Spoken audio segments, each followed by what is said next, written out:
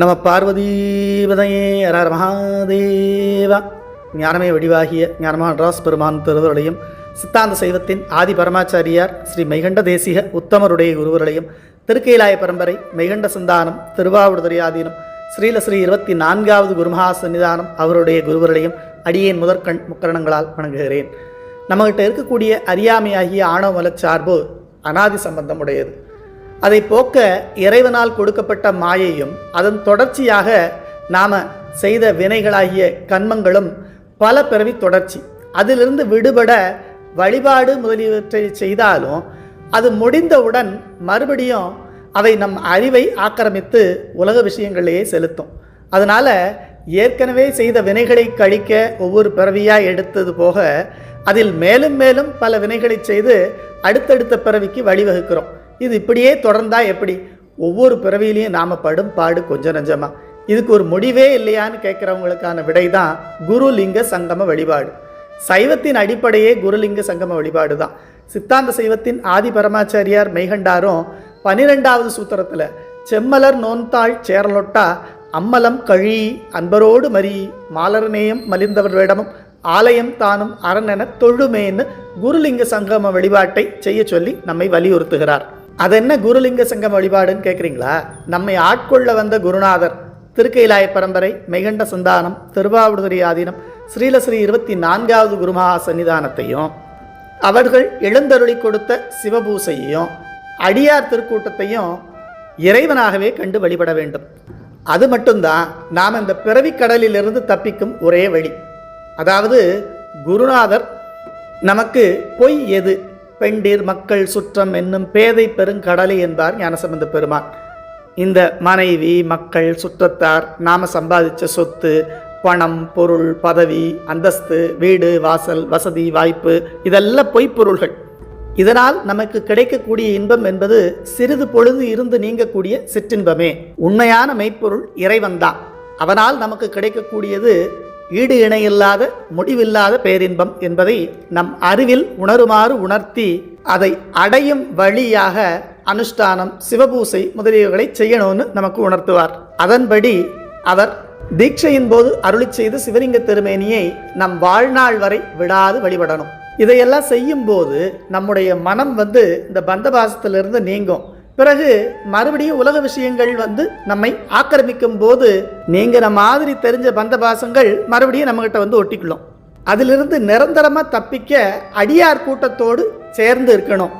அப்படி இருந்தால் மட்டும்தான் நாம் இந்த உலக விஷயங்களை விட்டு இறைவன் திருவடியை அடையும் வழி, அதாவது நம்முடைய குறிக்கோள் நிறைவடையும் என்பதை உடையாள் உந்தன் நடுவிருக்கும் உடையாள் நடுவுள் நீ இருத்தி அடியேன் நடுவுள் இருவீரும் இருப்பதானால் அடியேனும் அடியார் நடுவுள் இருக்கும் அருளை புரியாய் பொன்னம்பலத்தம் முடியா முதலே என் கருத்து முடியும் வண்ணம் முன்னின்றேன்னு மணிவாசக பெருமானும் நமக்கு அருள் செய்திருக்கிறார்.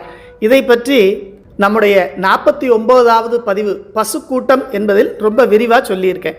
இந்த குருலிங்க சங்கம வழிபாடு மட்டுமே நம்மை இறைவன் திருவடியை அடைவிக்க செய்யும் என்ற கருத்தை வலியுறுத்த இதை நம்முடைய பட்னத்தார் சுவாமிகள் வந்திக்கண்டாய் அடியாரை கண்டால் மறவாது நெஞ்சே சிந்திக்கண்டாய் அரண் செம்பொற்கழல் திருமாமருதை சந்திக்கண்டாய் இல்லையாயிர் நமல் தமர் தாங் கொடுபோய் உந்திக்கண்டாய் நிறையத்து உன்னை வீழ்த்தி உழக்குவரேன்னு திருவிடைமருதூர் மும்மணி கோவையில் நமக்கு அருள் செய்திருக்கிறார். இந்த பாடல்ல நெஞ்சே அடியாரை கண்டால் மறவாது வந்தி, அதாவது அவங்கள போய் வணங்கு. அரண் பொற்கழல் சந்தின்னு அடுத்தடியில் சொல்றார், அதாவது திருவடிகளை சிந்திக்கணும்னு சொல்றார். திருவடியே சிவஞானம் ஆவது தேரில்னு திருமந்திரம் நமக்கு தெரிவிக்குது. அதாவது சிவஞானத்தை வழங்கும் நம்முடைய குருநாதரையும் அவர் உணர்த்திய உபதேச பொருளையும் சிந்திக்கணும் சொல்றார். இதைத்தான் நீலச்சிகண்டியில் ஏறும் பிரான் எந்த நேரத்திலும் கோலக்குரத்தியுடன் வருவான் குருநாதன் சொன்ன சீலத்தை மெல்லத்தெளிந்தறிவார் சிவயோகிகளே காலத்தை வென்றிருப்பார் மறிப்பார் வெறும் கர்மிகளேன்னு அருணகிரிநாதர் கந்தர் அலங்காரத்தில் நமக்கு தெளிவுபடுத்துகிறார். அடுத்து திருமாமருதை சந்தி கண்டாய்கிறார். அதாவது இடைமருத பெருமானை ஒரு சிவலிங்க திருமேனியிலே எழுந்தருள பண்ணி கொண்டு சிவபூசை பண்ண சொல்றார். சந்தித்தல் அப்படின்னா நாம் நேருக்கு நேர் பார்த்தல். எப்பவுமே இறைவன் நம்ம கூடவே தான் இருக்காரு, இருந்தாலும் நம்மால் அவரை உணர முடியல. வழிபாட்டு நேரத்தில் அவர் நமக்கு எதிர்த்தாப்புல இருக்கிறாருங்கிற ஒரு உறுதியான எண்ணம் நமக்கு கிடைக்குது. இடைமருத பெருமான் அந்த சிவலிங்க திருமேனியில அகலாது நிறைந்திருக்கிறார்னு நாம நம்புறோம். அவரை சந்தித்து அவரை வழிபட வேண்டும், அதாவது சிவபூசை பண்ணணும்னு சொல்றார். அப்போ முதல் அடியில அடியாரை கண்டால் மறவாது வணங்கு நெஞ்சேன்னு சொன்னாரு, அது சங்கம வழிபாடு.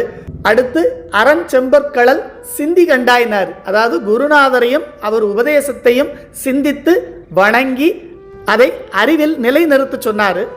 மூன்றாவதாக திருமாமருதை சந்தி கண்டாயினார், அதாவது மகாலிங்க பெருமானை சிவலிங்க திருமேனியிலே எழுந்தருளச் செய்து அவரை நேருக்கு நேர் கண்டு வழிபாடு செய்ய சொன்னார், சிவபூசை செய்ய சொன்னார். இந்த மூன்றையும் செய்யலேன்னா யம தூதர்கள் உன்னைய பிடிச்சிட்டு போய் பின்னாடி இருந்து அந்த நரக குழிக்குள்ள தள்ளி விடுவாங்கிறார். உந்தி கண்டாய் அப்படின்னா பின்னிலிருந்து தள்ளுவாங்கன்னு அர்த்தம். அப்படின்னா என்ன, நாம பிறந்து இறந்து சொர்க்கத்துக்கு போய் நரகத்துக்கு போய் மறுபடியும் இங்கே பிறந்து இறந்து இதுவே ஒரு தொடர்ச்சியாக போய்கிட்டே இருக்கும், இதுக்கு ஒரு முடிவே இல்லை.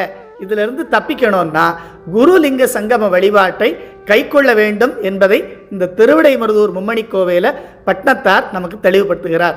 அதனால நாம் எல்லாரும் இந்த வைகாசி விசாக திருநாளில் 10 நாளும் இடைமருதருக்கும் அன்பில் பிரியாள் அம்மைக்கும் திருக்கல்யாண திருவிழா ரொம்ப சிறப்பாக நடந்துட்டுருக்கு. இந்த நேரத்துலையும் நமக்கு எப்போல்லாம் நேரம் கிடைக்குதோ அப்போவும் இடைமருதரை வந்து வணங்கி இடைமருதா மகாலிங்கான்னு மனம் உருகி வழிபடணும்.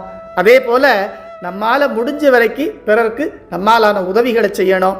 எல்லாத்துக்கும் மேலே 5 எழுத்தை இடைவிடாது சொல்லிக்கிட்டே இருக்கணும். இந்த 3ஐயும் செஞ்சால் மட்டும்தான் இந்த பிறவி துன்பத்திலிருந்து விடுபடலாம் என்பதை நமக்கு அறிவுறுத்துகிறார். அதை அடைய இடைமருத பெருமானுடைய திருவருளும் ஸ்ரீலஸ்ரீ 24வது குருமகா சன்னிதானம் அவருடைய குருவருளும் நமக்கு முன்னின்று அருளும். சிவா திருச்சிற்றம்பலம். நம பார்வதீபதை அரர மகாதேவா.